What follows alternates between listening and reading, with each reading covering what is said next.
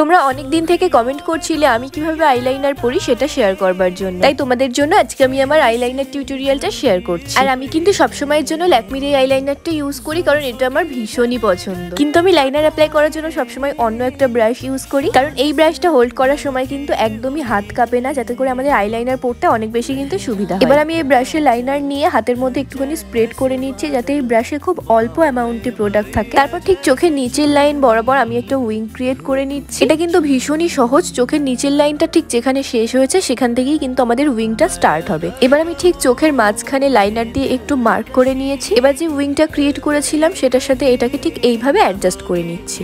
Inner কর্নারে আমি ঠিক সেম ব্রাশের সাহায্যে খুব থিন একটা লাইন ক্রিয়েট করছি। আমি তোমাদের সবার লাস্টে দুটো টিপস দিচ্ছি। ফার্স্ট, তোমরা লাইনার অ্যাপ্লাই করার জন্য সবসময় এরকম একটা 000 ব্রাশ ইউজ করো। আর সেকেন্ড, বাড়িতে কয়েকবার প্র্যাকটিস করো এইভাবে লাইনার পরাটা, তাহলে দেখবে টোটাল ব্যাপারটাই অনেক বেশি সহজ হয়ে গেছে।